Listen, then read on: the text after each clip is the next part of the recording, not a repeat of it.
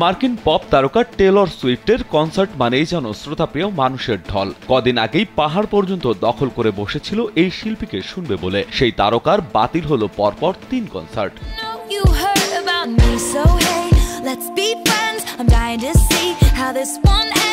টেলরের ব্লকবাস্টার ইরাস ট্যুরের ভিয়েনা লেগের সময় জঙ্গি হামলার ছক কষেছিল 2 সন্দেহভাজন। তাদের গ্রেপ্তারও করেছে প্রশাসন। গ্রেপ্তার করা হলেও বাতিল করা হয় অস্ট্রিয়ায় টেলর সুইফটের 3 কনসার্ট।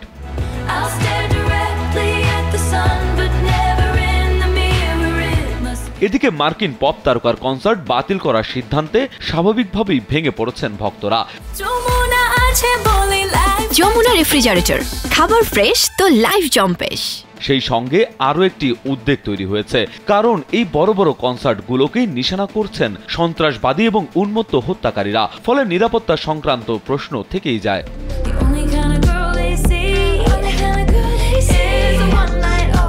বৃহস্পতি থেকে শনিবার পর্যন্ত ইউরোপীয় ওই শহরে 3টি শো করার কথা ছিল জনপ্রিয় মার্কিন এই পপ তারকার। অস্ট্রিয়ায় সুইফটের শোয়ের প্রচারকারী সংস্থা ব্যারাকুডা মিউজিকের তরফ থেকে জানানো হয় 3 দিনব্যাপী এই 3 শোই বাতিল করে দেওয়া হয়েছে। বুধবার তাদের তরফে একটি অনলাইন পোস্টের মাধ্যমে জানানো হয় আর্নস্ট হ্যাপেল স্টেডিয়ামে জঙ্গি হামলার ছক কষা হয়েছিল।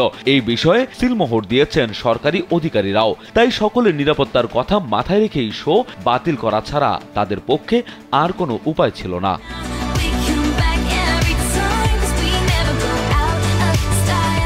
রাজু আহমেদ, কালবেলা।